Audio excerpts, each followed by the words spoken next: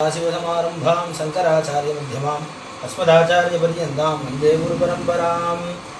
இன்னைக்கு ஆதிசங்கர பகவத்பாதாளுடைய ஜெயந்தி உற்சவம் ரொம்ப உன்னத பட்சமாக ஆனந்தமாக நடந்தது. உத்தம பட்சமாக பெரியவாளுக்கு உபனிஷத் பாராயணம் பண்ணி அபிஷேகம் பண்ணி திருதமாதி அதெல்லாம் ஜபம் பண்ணி பெரியவாளை வீதி பிரதட்சிணம் பண்ண முடிஞ்சது. அது திடீர்னு நடந்த ஒரு ஆனந்தம் எதிர்பார்க்க முடியாமல் பகவத் கிருபையினாலே இன்றைக்கி பிரம்மஸ்ரீ தினகர சர்மாநாத பரியந்தம் கையிலே எடுத்துட்டு வீதி பிரதட்சணம் பண்ணி ஆனந்தமாக உற்சவம் பூர்த்தியாச்சு.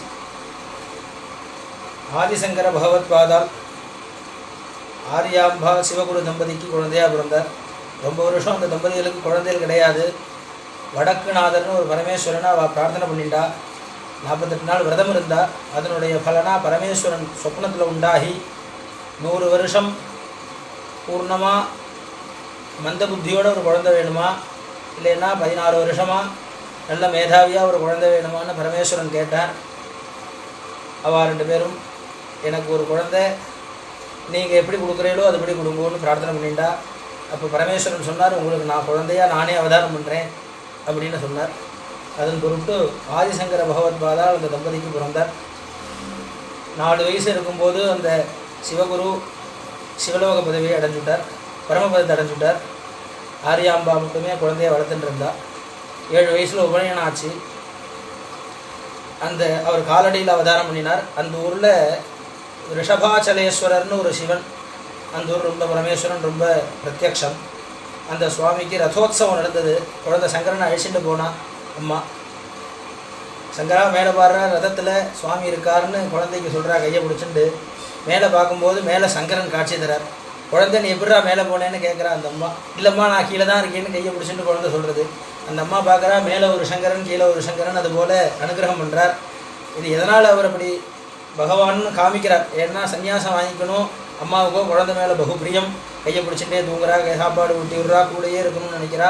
அம்மாவுக்கு எப்படியாவது நம்ம சுவாமின்னு காமிச்சு சன்னியாசம் வாங்கிக்கணுமே அப்படிங்கிறதான ஒரு எண்ணத்தினால பகவான்னு ஒரு சில இடத்துல காமிக்கிறார். அதுபோல் அம்மா உணர்றா, ஓஹோ இந்த குழந்தை ஏதோ லோகத்துக்காக உண்டாயிருக்கு அப்படிங்கிறத உணர்றா. அம்மா குழந்தைய அழிச்சுட்டு பூர்ணா நதியில் ஸ்நானத்துக்கு போகிறா. போகும்போது முதல்ல காலை பிடிச்சுட்டுறது. உடனே அந்த குழந்தையை காப்பாற்ற முயற்சி பண்ணுறா அம்மா, ஆனால் முடியலை.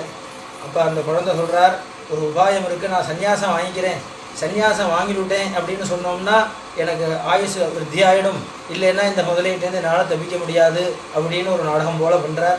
உடனே அம்மா நீ ஆயுசோடு இருந்தால் போதும், அவசியம் வாங்கிக்கோங்கிறார். உடனே இந்த மகா வாக்கியம்னு ஒரு சன்னியாச மந்திரம், அது அவருக்கு எல்லாம் தெரிஞ்சதுனால எல்லாம் உபநயனம் ஆகி 8 வருஷம் எல்லா வித்தையும் தெரிஞ்சுன்றார், அபியாசம் ஆகிடுறது. மகா வாக்கியமான மந்திரத்தை அவர் ஜபம் பண்ணுறார். முதல்ல விட்டுட்டு அனுகிரகம் பண்ணிவிட்டு அங்கேருந்து நவந்துடுறது. அம்மா கேட்குறா, எனக்கு நீ தானே இருக்கே, அந்திம காரியங்கள்லாம் பண்ணணுமே குழந்தை, எனக்கு நீ ஒரு குழந்தையாச்சே இப்படி போகிறேங்கிறியேங்கிறார். வேண்டாம், அந்திம காலத்தில் நீ எப்போ ஸ்மரிக்கிறியோ அப்போ உன் பக்கத்தில் இருப்பேன், உனக்கு எல்லா விதமான கைங்கரியமும் நான் பக்கத்தில் இருந்து கர்மாக்கள்லாம் பண்ணுவேன்னு வாக்கு கொடுத்துட்டு அங்கேருந்து குழந்தை கிளம்புறார். 16 வருஷம், மொத்தம் 32 வருஷம் ஜீவனோடு இருந்தார். மேற்கொண்டு 16 வருஷம் பாரத தேசம் ஃபுல்லாக யாத்திரா பண்ணி பூர்ணமாக 72 மதங்கள் வேதத்தின்படியே அவாவா தன்னுடைய வியாக்கியானபடி 72 மதங்களை காபாலிகாலாம் உண்டு பண்ணிட்டு, அதுபோல் மதங்களெல்லாம் உண்டு பண்ணிட்டு அவாவா அங்கங்கே துர்மதமாக அவாவா பண்ணிட்டு இருக்கா. அனுஷ்டானங்கிற பேரில் ரொம்ப சிரமத்தை கொடுத்துட்டு மக்களை ரொம்ப ஹிம்சிச்சுட்டு இருக்கா. சங்கர பகவத்பாதால் பார்க்குறார், இதை நம்ம சரி பண்ணணும் அப்படிங்கிறதுக்கு தான் அவதாரம் எடுத்திருக்கார் அவர். அதாவது மகாவிஷ்ணு எப்பயுமே அவதாரம் எடுப்பார், அவர் தான் அவதாரம்னா அவதாரம் எடுக்கக்கூடியவர். ஆனால் ஒரு கட்டத்தில் இந்த கலிகாலத்தில் மகாவிஷ்ணுவோடைய அவதாரம் கல்கி மட்டும்தான் பூர்ணமான அவதாரம் மட்டும் ஒரு அவதாரம் தான், வேறு எதுவுமே அவதாரம் கிடையாதுங்கிறதுனால எப்பயுமே அவதாரம் பண்ணாத பரமேஸ்வரன் ஆதிசங்கரா அவதாரம் பண்ணி லோகத்துக்கு க்ஷேமத்தை உண்டு பண்ணணும்னு 32 வருஷம் இந்த பூமியில் வாழறார். பாத யாத்திராவாக பூர்ணமாக பாரத தேசம் பூரா போகிறார். அங்கங்கே இருக்கக்கூடிய துர்மதத்தை கண்டனம் பண்ணி 6 மதம் சண்மத ஸ்தாபனம் பண்ணுறார். அப்படி ஸ்தாபனம் பண்ணி வேதங்களை பிரித்து கொடுத்து எந்த காலத்துக்கும் உள்ளது போல் ஒரு அனுஷ்டானங்களை, இது எப்பயுமே உத்தமமாக இருக்கும், எல்லாருக்கும் லகுவாக இருக்கிறது போல் அனுஷ்டான விஷயங்களை பிரித்து கொடுத்து நிறைய புஸ்தகங்கள் கிரந்தங்களை எழுதி அதுக்கு பாஷ்யங்கள்லாம் பண்ணி பரமேஸ்வரன்ட்டு 5 லிங்கம் வாங்கிட்டு வரார். 4 ஆம்நாய மடங்களை அங்கங்கே பண்ணி 4 பக்கமும் பண்ணின்னு இருக்கார். அதுக்கப்புறமா நம்ம சங்கர காஞ்சி மூலாம் நாய பீடத்தில் ஆதிசங்கர பகவத்பாதாலே சங்கரர் சந்திரமௌலீஸ்வரரை பூஜை பண்ணுறார்.